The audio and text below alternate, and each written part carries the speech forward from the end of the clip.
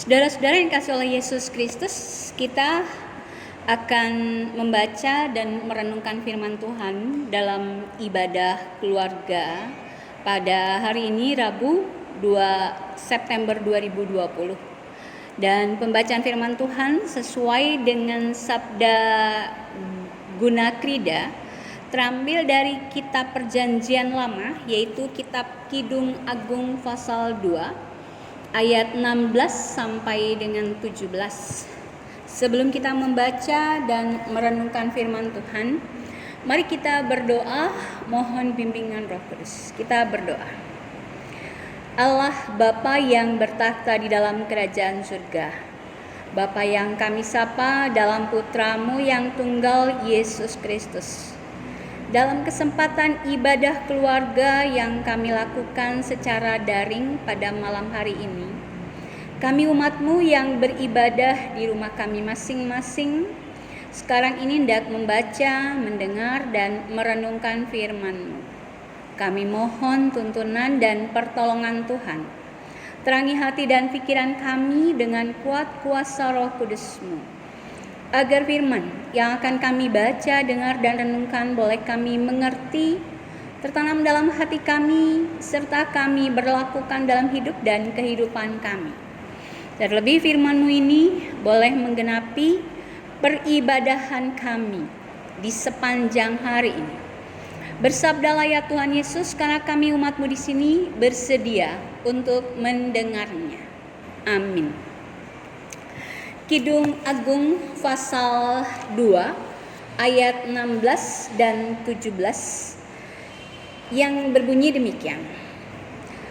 Kekasihku kepunyaanku, dan aku kepunyaan Dia yang menggembalakan domba di tengah-tengah bunga bakung. Sebelum angin senja berembus dan bayang-bayang menghilang, kembalilah kekasihku. Berlakulah seperti kijang atau seperti anak rusa di atas gunung-gunung tanaman rempah-rempah. Demikian pembacaan firman Tuhan. Yang berbahagia adalah mereka yang mendengar, memelihara, serta melaksanakan dalam kehidupannya sehari-hari. Terpujilah Kristus. Saudara-saudara yang dikasihi oleh Yesus Kristus, ada sepasang suami istri yang suami berusia 65 tahun dan istrinya berusia 60 tahun. Hari itu mereka merayakan hari ulang tahun perkawinan mereka yang ke-40. Dan mereka makan malam berduaan saja di sebuah restoran kecil yang memiliki suasana yang romantis dengan penerangan cahaya lilin-lilin di meja. Tiba-tiba, saudara, seorang peri cantik kecil, atau kalau di film-film anak-anak namanya Tinkerbell, muncul di atas meja makan mereka. Peri itu berkata, "Kalian telah menjadi sepasang suami istri teladan bagi banyak orang dan telah saling mencintai selama masa ini. Maka aku akan memberi kalian sebuah hadiah sesuai dengan keinginan masing-masing kalian." Wah, sang istri begitu senang. Lalu dia katakan kepada peri yang menawarkan hadiah ini kepada dirinya, "Oh, terima kasih banyak, peri kecil. Dari dulu aku itu menginginkan, mendambakan agar aku bersama dengan suami kekasihku ini bisa berkeliling dunia ke kota-kota yang kami dambakan, yang aku dambakan, ke tempat-tempat yang indah, dan aku ingin supaya berdua saja dengan suami yang aku kasihi." Lalu saudara, sang peri mengayunkan tongkat ajaibnya dan di atas meja, lalu peri katakan, "Baik, kalau itu yang menjadi permohonanmu, 1, 2, 3, ting." Apa yang diminta oleh sang istri dikabulkan oleh peri cantik ini. Tiba-tiba Di atas meja ada amplop berisi 2 tiket pesawat kelas 1 dan voucher untuk menginap di beberapa hotel bintang 5 di kota-kota terkenal di dunia. Kemudian peri bertanya pada sang suami, "Bagaimana dengan Anda?" Suami merenung sebentar, berpikir, lalu menjawab, "Trip keliling dunia ke kota-kota yang indah itu memang sangat romantis. Tapi kesempatan seperti ini, yaitu meminta apa saja yang saya inginkan, maka akan dikabulkan oleh peri ini hanya 1 kali seumur hidup." Begitu pikiran sang suami. Lalu sang suami menatap istrinya dan dia berkata, "Maaf ya istriku, kalau aku mengajukan permohonan yang mungkin akan membuat kamu menjadi kaget." Dan sang suami mengatakan kepada peri ini, dia katakan begini, bahwa aku menginginkan supaya aku memiliki istri yang lebih muda, usianya 30 tahun daripada aku. Wis, sang peri dan istri kaget, tidak menyangka bahwa suaminya meminta supaya dia memiliki seorang istri yang usianya lebih muda 30 tahun dari dirinya. Sang istri begitu syok karena dia berpikir 40 tahun dia menjalani kehidupan rumah tangga dengan suaminya. Dia berpikir bahwa suaminya ini sudah menjadi suami yang sangat mencintainya. Buktinya mereka sudah menjalani kehidupan rumah tangga mereka 40 tahun.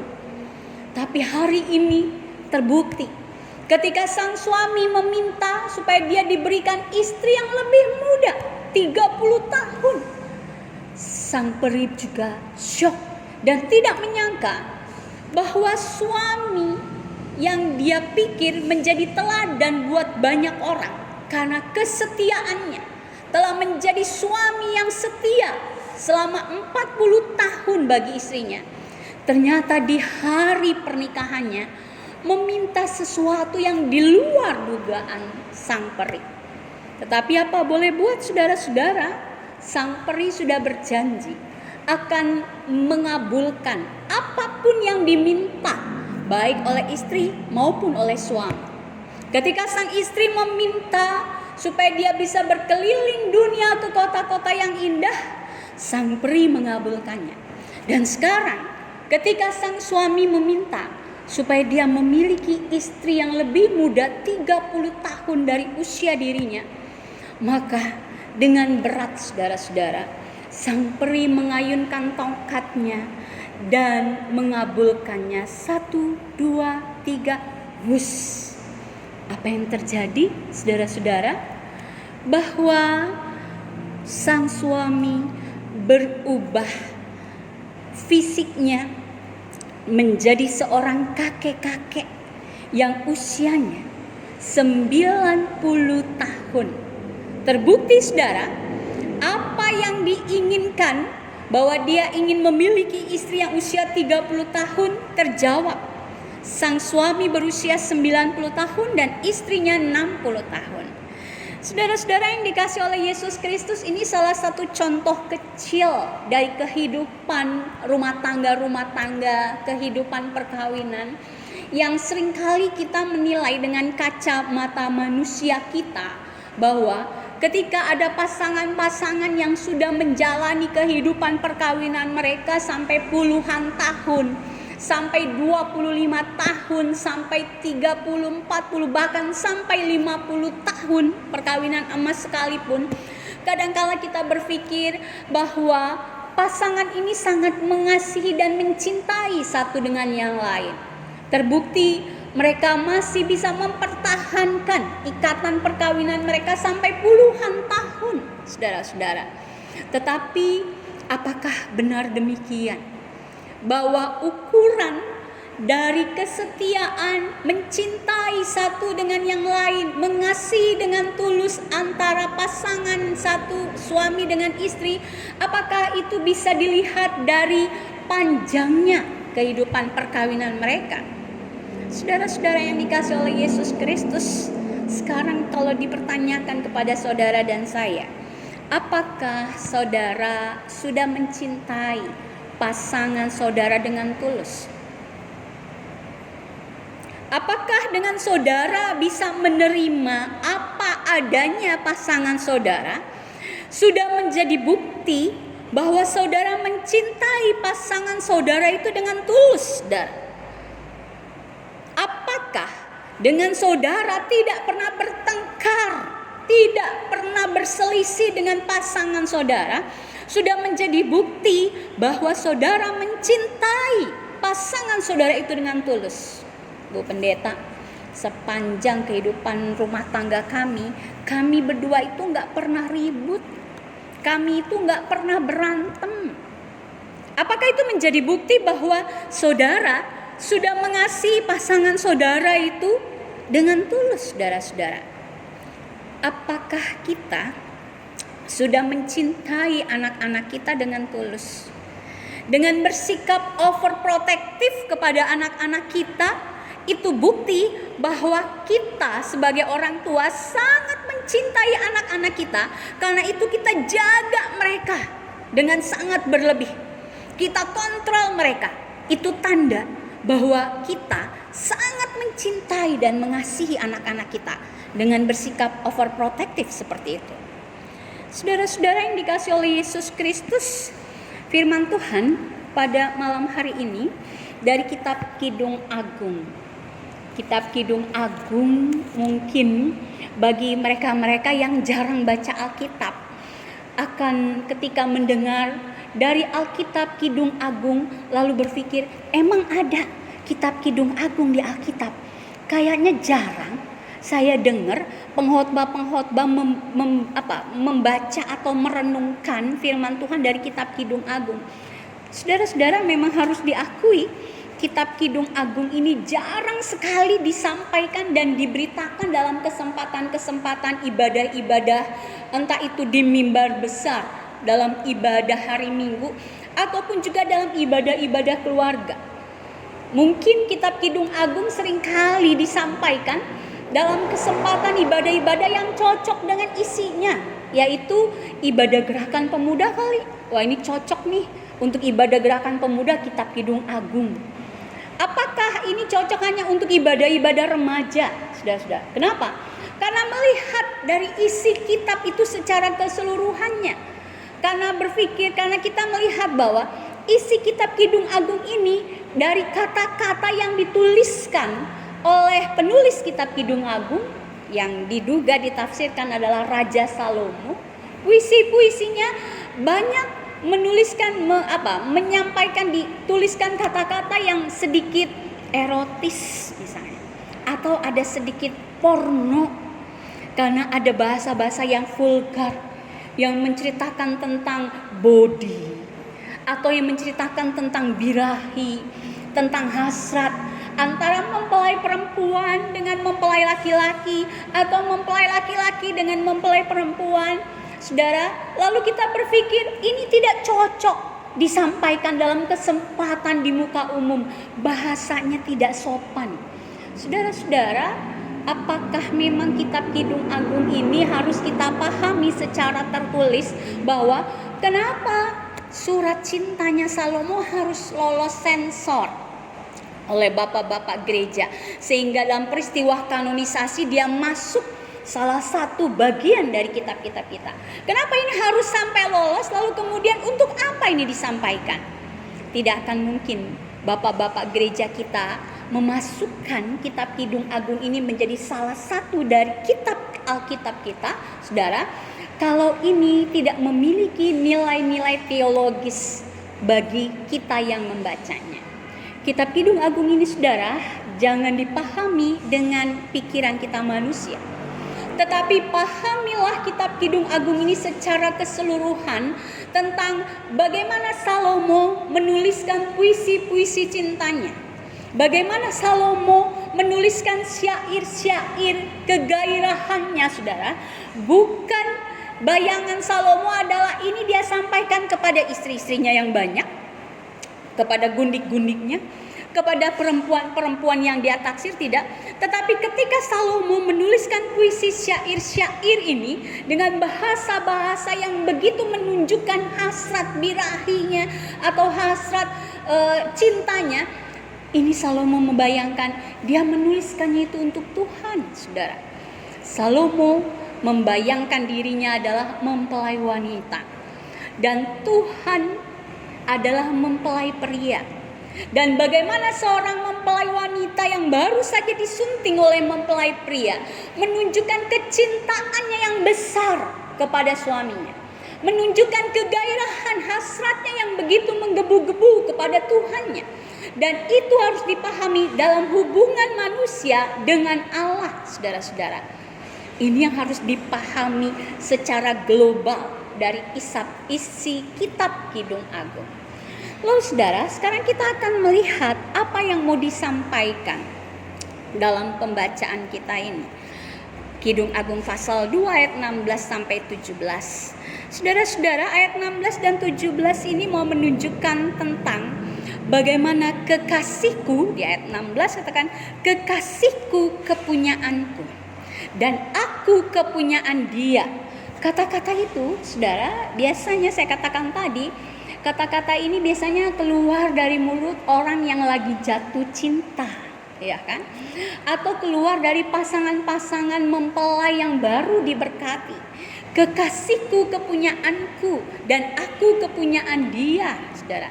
Tetapi kalau itu kita lihat dalam hubungan kita dengan sesama kita. Ketika kita baru mengasihi, mencintai, kita begitu menggebu-gebu menunjukkan rasa cinta kita. Tetapi ketika sudah menjalani kehidupan rumah tangga bertahun-tahun, saudara, masihkah kita katakan kepada istri kita atau kepada suami kita, suamiku adalah milikku atau istriku adalah kepunyaanku? Saudara, apalagi kalau kita lagi bete-betenya begitu ya, lagi sebel-sebelnya, baru bangun pagi udah diperhadapkan dengan masalah-masalah, entah itu uang belanja kurang kek, entah itu bapak atau suami nggak membantu kita yang lagi repot kek. Saudara, apakah kita bisa bilang, suamiku, kepunyaanku, bisakah engkau membantuku untuk mengambilkan air? Bisa nggak saudara ngomong seperti itu kepada pasangan kita di tengah-tengah kejengkelan kita yang lagi capek begitu? Oh, nggak mungkin. Pasti dengan muka-muka juteknya, dengan muka sebelnya kan saudara, kita katakan, Pak, nggak bisa bantuin saya apa Pak? Ya kan saudara? Atau kita bilang sama istri kita, Mah, nggak bisa stop kah nonton drakornya? Saya lagi begini kok kamu enak-enakan nonton drama Korea begitu kan saudara? Saudara-saudara, kata kekasihku kepunyaanku dan aku kepunyaan dia. Salomo mengatakan bahwa Tuhan itu adalah kekasihnya dan dirinya ini adalah kepunyaan Tuhan. Begitu indahnya, begitu dekatnya hubungan antara Salomo dengan Tuhannya, dan itu menunjukkan kecintaannya. Dan Salomo memahami bahwa kasih Tuhan kepada dirinya, cinta Tuhan kepada dirinya, manusia, umat yang dikasihnya adalah cinta yang tulus. Cinta Tuhan kepada kita, saudara, adalah cinta yang tulus. Kasih agape Tuhan kepada kita adalah kasih yang tulus.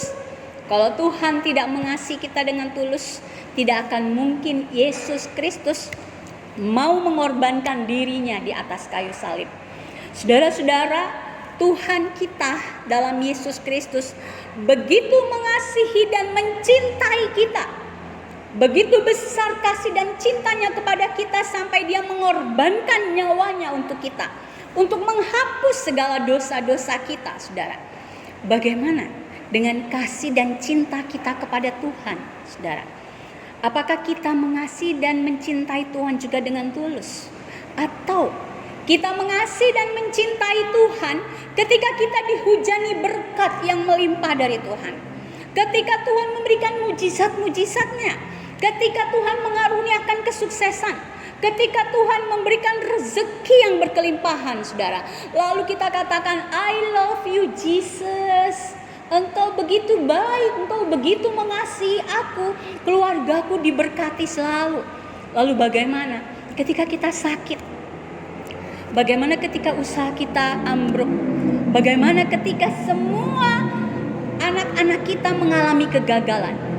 Masihkah kita bisa mengatakan, kekasihku, engkaulah kepunyaanku dan aku kepunyaan dia? Masih bisakah kita katakan, Tuhan, aku mengasihi engkau, aku mencintai engkau dengan tulus di tengah-tengah kesusahan kita, saudara? Ini yang mau diingatkan oleh firman Tuhan dalam ibadah keluarga malam ini. Mencintai dengan tulus, tema kita, saudara. Mencintai dengan tulus. Tuhan mencintai saudara dan saya dengan tulus, dan itu dibuktikan dengan pengorbanannya di atas kayu salib melalui kematian Yesus Kristus. Bagaimana kita sebagai anak-anak Tuhan? Apakah kita mengasihi Tuhan kita juga dengan tulus? Kalau katakanlah kita dengan pasangan hidup kita, boleh dikatakan, saudara katakan, saya mengasihi pasangan saudara dengan tulus. Mungkin hanya momen-momen tertentu. Ketika pasangan hidup kita lagi benen-benennya, lagi tajir-tajirnya, begitu kan? Kita katakan, saya sangat mencintai suami saya. Dia sedang tajir, dia sedang memiliki karir yang baik. Tapi bagaimana ketika suami kita ambruk? Bagaimana ketika suami kita tidak berdaya? Masihkah sebagai seorang istri kita melayani suami kita dalam keadaan yang tidak berdaya ini? Masihkah kita mengasihi suami kita itu juga dengan tulus ketika suami kita berada di kursi roda misalnya? Begitu juga sebaliknya. Ketika istri kita masih cantik, katakanlah saudara, suami tentu akan mengatakan, ini kekasihku, ini istriku, karena cantik. Lalu semua memuji, istri bapak cantik banget, begitu kan, sudah. Bagaimana ketika istri kita dalam keadaan sudah tidak lagi menarik seperti waktu muda menikah misalnya? Bagaimana ketika istri saudara barangkali sudah terbaring lemah sakit penyakit, bolak-balik masuk rumah sakit? Masihkah sebagai suami saudara katakan bahwa ini adalah istri kekasihku, cintaku, kepunyaanku, aku mengasihi dia, dengan cara merawat dia misalnya? Saudara-saudara, mengasihi, mencintai dengan tulus hanya bisa terjadi, hanya bisa kita lakukan ketika kita mengasihi Tuhan kita juga dengan tulus, dengan rasa takut akan Tuhan, dengan segenap jiwa kita. Ketika kita mengasihi dan mencintai Tuhan dan menunjukkannya dalam sikap hidup kita kepada orang-orang di sekitar kita, maka saudara-saudara, kita pun juga akan mengasihi orang-orang di sekitar kita dengan cinta yang tanpa pamrih, dengan cinta dan kasih yang rela berkorban, sama seperti yang telah ditunjukkan Kristus untuk saudara dan saya. Biar firman Tuhan ini mau menggugah kembali rasa cinta kita kepada Tuhan dengan segenap hati kita, dengan seluruh jiwa raga kita. Kita bisa katakan, Tuhan, saya mengasihi Engkau. Dan kita nyatakan rasa kasih cinta kita kepada Tuhan dengan kita mengasihi orang-orang di sekitar kita, dengan tanpa pamrih, dengan segenap hati kita. Dan apapun yang menjadi flashback, apa yang menjadi umpan balik dari perbuatan kita, tidak akan mempengaruhi kasih kita kepada mereka. Biar firman Tuhan ini semakin menguatkan cinta kita kepada Tuhan dan kepada orang-orang di sekitar kita, kepada pasangan hidup kita, kepada anak-anak kita, dengan menunjukkan pelayanan yang setulus hati kita, sejujur kita, dan dengan segenap hati kita. Tuhan memberkati kita. Amin. Mari kita bersatu dalam doa syafaat. Kita berdoa. Terima kasih Tuhan Yesus, Allah yang baik, pengasih dan pemurah. Tuhan yang telah mengasihi kami anak-anak-Mu dengan tulus, Sehingga melalui pengorbanan putramu yang tunggal, Yesus Kristus di atas kayu salib, itulah bukti dari kasih Tuhan yang begitu besar kepada kami manusia. Ya Tuhan, Engkau telah mengasihi kami, Engkau telah memberkati kami, Engkau telah memelihara kami. Biarlah kami anak-anak Tuhan boleh mengasihi Tuhan juga dengan segenap hati kami, jiwa kami, roh, raga kami. Kami boleh mengasihi Tuhan dengan tulus. Kami juga boleh menunjukkan kasih kami kepada sesama kami. Kami bisa mengasihi pasangan hidup kami, anak-anak kami, saudara-saudara kami, orang-orang di sekitar kami. Dan apa yang kami lakukan kepada mereka itulah bukti dari kasih kami yang besar kepada Tuhan Yesus Kristus. Kami boleh menjadi contoh teladan dan panutan iman melalui perbuatan kami, pelayanan kami, tutur kata kami. Biarlah nama Tuhan dipuji, dimuliakan, dan ditinggikan oleh karenanya. Terima kasih ya Tuhan untuk firman-Mu yang mengingatkan kami untuk kami mengasihi dan mencintai Tuhan dan orang-orang di sekitar kami dengan tulus. Kami berdoa ya Tuhan untuk keluarga lepas keluarga, mereka yang beribadah di rumah mereka masing-masing. Bahkan mungkin bagi saudara-saudara kami yang melakukan peribadahan di tengah-tengah kesibukan kerja mereka, ketika mereka saat ini masih melakukan aktivitas kerja mereka. Juga bagi saudara-saudara kami yang melakukan ibadah ini mungkin sambil di tengah jalan. Ya Tuhan, terima kasih untuk firman-Mu ini. Biarlah firman-Mu ini juga menjadi berkat dalam hidup dan kehidupan kami semua, keluarga lepas keluarga. Kiranya kami boleh menunjukkan sikap kami, kasih kami yang besar dalam kehidupan kami di tengah keluarga, juga di tengah-tengah aktivitas kerja, juga di tengah-tengah masyarakat. Ya Bapa di surga, kami berdoa bagi setiap kepala keluarga dalam mereka melaksanakan tugas dan tanggung jawab mereka bekerja mencari nafkah. Kiranya Tuhan memberkati apa yang mereka kerjakan berkenan di hadapan Tuhan dan boleh menjadi sumber berkat dan rezeki bagi hidup dan kelangsungan rumah tangga mereka. Para kepala keluarga di tengah-tengah pandemi COVID-19 ini juga mempengaruhi pekerjaan mereka dan penghasilan mereka.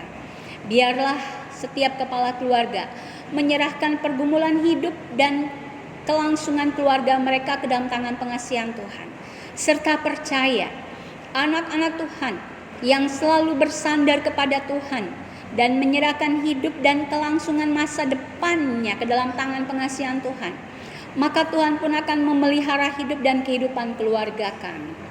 Kami berdoa bagi setiap ibu rumah tangga, baik mereka yang bekerja di rumah maupun yang bekerja berperan ganda bekerja mencari nafkah. Tuhan memberkati juga mereka di dalam kesibukan mereka, agar mereka boleh membagi waktu mereka dengan bijaksana. Waktu untuk bekerja, waktu untuk melayani keluarga, dan juga waktu untuk bersekutu dengan Tuhan. Berkati anak-anak kami ya Tuhan, anak-anak kami yang masih kecil, yang bertumbuh remaja dan dewasa. Tuhan berkati mereka di dalam pertumbuhan, dalam kesehatan, dalam pendidikannya. Tuhan berkati agar anak-anak kami juga boleh bertumbuh menjadi anak-anak yang sehat, takut akan Tuhan. Di tengah-tengah pembelajaran mereka saat ini karena pandemi COVID-19, mereka masih harus melakukan belajar mereka di rumah mereka. Kiranya Tuhan tetap memelihara dan mengaruniakan kepada anak-anak kami yang masih harus belajar di rumah kepandaian dan juga ketekunan di dalam mengikuti pembelajaran secara online, agar anak-anak kami pun juga boleh sukses di dalam pendidikan mereka. Kami berdoa untuk anak-anak kami yang bekerja, yang berusaha mencari pekerjaan untuk hidup dan masa depan mereka. Terlebih di tengah-tengah pandemi COVID ini begitu sulit mencari pekerjaan.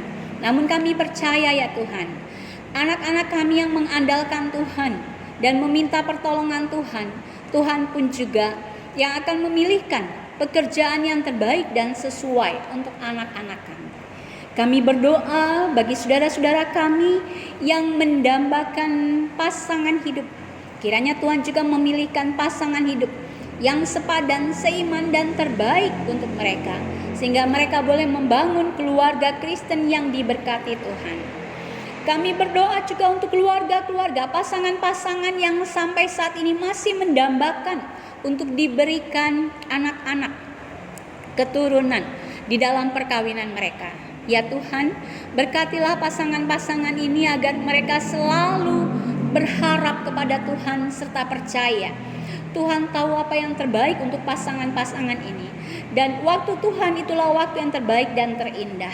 Kiranya Tuhan mau menjawab apa yang menjadi permohonan dan kerinduan mereka untuk mendapatkan keturunan dalam kehidupan perkawinan mereka.